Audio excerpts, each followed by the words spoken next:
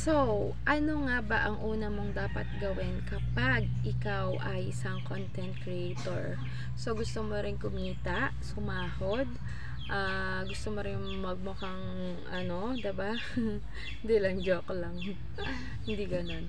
So, ayun na nga mga ka-idol. So, ang pagka-content creator nga kasi sabi ko sa inyo ay hindi nga madali, diba?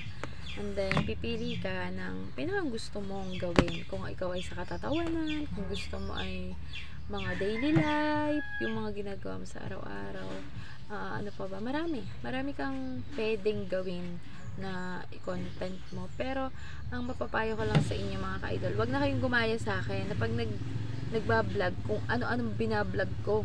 Dapat hindi ganun kasi mga ka-idol, kapag ka paiba-iba yung mga binablog mo, ay hindi ka makikilala ni FB. Which is, hindi kanya maiipakalat. Oo, totoo yun mga ka-idol. Pag paiba-iba yung kino-content mo, hindi kanya maiipangalat. Kasi nga, syempre malilito siya kung saan kanya dadalhin. Kung halimbawa, kung funny videos, di yung mga funny videos. Kung halimbawa ay, ano bang tawag dito? Yung ginagawa ng tito ko. Kasi, ano nga ba to?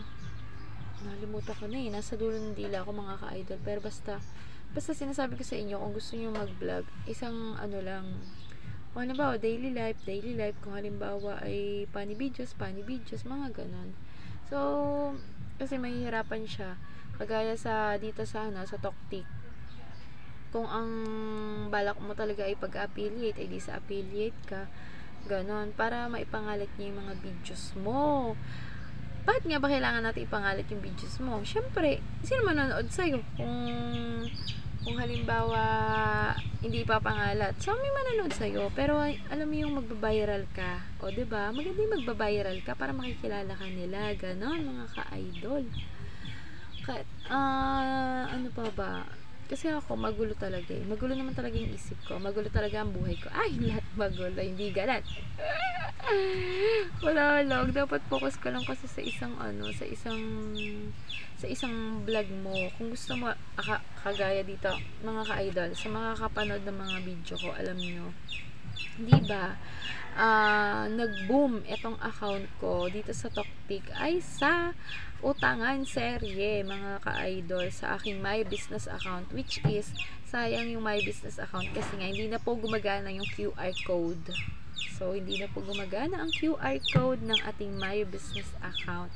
At sayang na sayang kasi nga siguro na-detect na ni Orange Basket na yung kanyang SPay later na dapat hindi naman natin ginagawang cash ay ginawa na natin cash. O, diba? Kaya yan, nagalit na si Orange Basket sa atin. Kaya wag na tayo magtaka kung hindi na gumagana yung My Business account natin kasi lahat tayo gusto na lang nating utangin ng pa-cash yung SPay later, which is hindi nga ganun. O, ayan ha. Abang mo ako sa susunod na video.